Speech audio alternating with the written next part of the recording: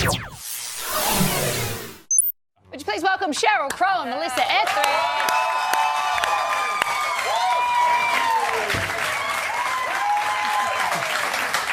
Welcome to the show. Welcome to Australia. I have to say I'm monumentally impressed by your meeting story. The Michael Jackson band tour. Yeah, how about that? 1988. My manager was, I had one album out, and my manager was like, "You want to go see Michael Jackson?" I said, "Sure." Of course, I never met Michael Jackson, but I did get to meet a big fan. I was his spokesperson. Yes, right. Playing for him with the big hair. It was huge hair. The hair was amazing. And then It when her first album came out, I remembered her, and it's just been, like really supportive. Both of us and our careers have been kind of crazy. Like a lot of the same stuff has happened to us. We're still doing it. Yeah. We were just talking and about style as well. What was, Sheryl, what were your memories of, being a backup singer of Michael Jackson? All the different hairdos. I love watching the film clips. It's like dark hair, puffy hair, short hair. Short hair. I had a great experience with him. In fact, I will tell you, the first time when we went out on the road with him, we went to Japan first, and then we came to Australia, and we were here 7 weeks. Oh, wow. And we had Thanksgiving here, and we had what we have typically in America is turkey. We had emu. Oh, wow. Yes. We don't even eat that. Awful. It was terrible. It was horrible. But, yeah, it was terrible. But, Let me tell you, it's quite different to turkey. well, you could immediately tell it was pink and slimy and chewy. Good memories, good memories. I can't wait to come back. Now, your tour is called Make Rock Great Again. Yes. Is that because you think that it's not great at the moment? Ooh. You know what? Sheryl and I have been talking about, we want to see more people play the guitar again. Yeah. Just get up and play the guitar, you know, that sort of that sort of place. And for the last 10, 20 years, your music has really gone into that techno world, and it's music you kind of make in your bedroom, you know. And we're all about getting on stage and entertaining and the song and connecting. And so I guess when you guys started, auto-tune would have been something you wouldn't have touched, right? Oh my gosh. It would have been embarrassing. Oh to no, know. we had to sing on key. That was kind of important to be a singer. It was so different back then. Who exactly are you having a dig at there?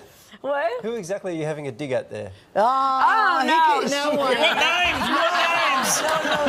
Senator, I was not in the room at the time.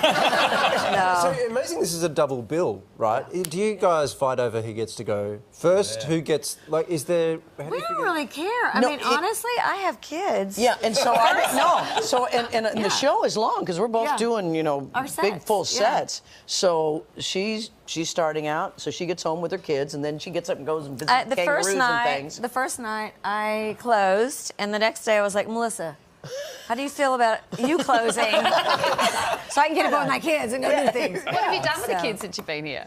We came into Port Douglas we came in 4 days early, and we had the most phenomenal time. You all are so lucky. This continent is just, and I've been here so many times, but the fact that you have so many different climates and so many different, you have rainforests and dry areas and beaches. And they care about them. And you're very environmentally conscious. It's so unique, and so, I mean, it really is a blessed place. But so they've gotten to go hang out on golf courses with kangaroos. I mean, just like wild herds. A picture of you holding a snake. Yes.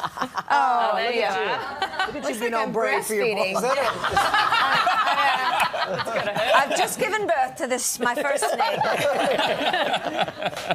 And Melissa, you've been getting out. You arrived not knowing anything about AFL, and now you seem to be the biggest fan of AFL. I got to tell you, it speaks to what Twitter can do, because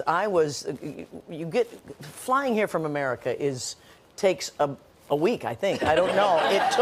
You leave, like I left on a Thursday, got here on a Saturday, and like had breakfast all day. I don't know how that happened, but it was like the morning never ever ended. And then you have to watch footy. And that's what I did, because you can't go to sleep in the middle of the day, or else you're up all night, and I needed to perform the next night. So I was like, I have to stay awake, and my wife fell asleep, and I was like, oh, I got to stay awake.